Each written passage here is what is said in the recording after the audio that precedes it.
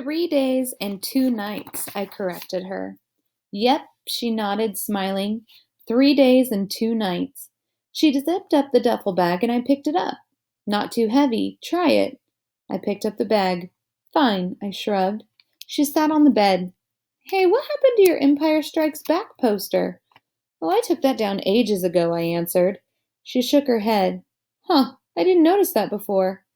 I'm trying to, change my image a bit, I explained. Okay, she said, smiling, nodding like she understood. Anyway, honey, you have to promise me you won't forget to put on the bug spray, okay? On the legs, especially when you're hiking through the woods. It's right here in the front compartment. Uh huh. And put on your sunscreen, she said. You do not want to get a sunburn. And don't, I repeat, do not forget to take your hearing aids off if you go swimming. Would I get electrocuted? No, but you'd be in real hot water with Daddy because those things cost a fortune, she laughed. I put the rain poncho in the front compartment too. Same thing goes if it rains, Augie, okay? Make sure you cover the hearing aids with the hood. Aye, aye, sir, I said, saluting. She smiled and pulled me over. I can't believe how much you've grown up this year, Augie, she said softly, putting her hands on the sides of my face. Do I look taller? Definitely, she nodded. I'm still the shortest one in my grade. I'm not really even talking about your height, she said. Suppose I hate it there. You're going to have a great time, Augie. I nodded. She got up and gave me a quick kiss on the forehead. Okay, so I say we get to bed now. It's only 9 o'clock, Mom. Your bus leaves at 6 a.m. tomorrow. You don't want to be late. Come on, chop chop. Your teeth are brushed? I nodded and climbed into bed. She started to lie down next to me. You don't need to put me to bed tonight, Mom, I said. I'll read on my own till I get sleepy. Really? She nodded, impressed. She squeezed my hand and gave it a kiss.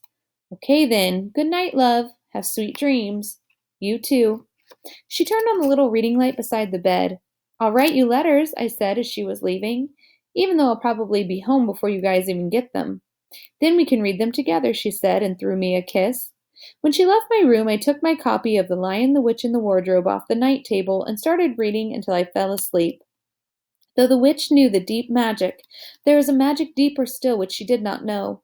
Her knowledge goes back only to the dawn of time, but if she could have looked a little further back into the stillness and the darkness before time dawned, she would have read there a different incantation. Daybreak. The next day I woke up really early. It was still dark inside my room and even darker outside, though I knew it would be morning soon. I turned over on my side but didn't feel at all sleepy. That's when I saw Daisy sitting near my bed. I mean, I knew it wasn't Daisy, but for a second I saw a shadow that looked just like her. I didn't think it was a dream then, but now, looking back, I know it must have been. It didn't make me sad to see her at all. It just filled me up with nice feelings inside. She was gone after a second, and I couldn't see her again in the darkness. The room slowly started lightening. I reached for my hearing aid headband and put it on, and now the world was really awake. I could hear the garbage trucks clunking down the street and the birds in our backyard. And down the hallway, I heard Mom's alarm beeping.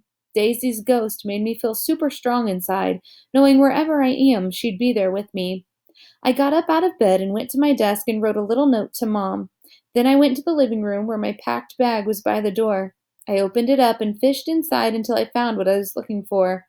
I took Babu back to my room and I laid him in my bed and taped the little note to Mom on his chest. And then I covered him with my blanket so Mom would find him later.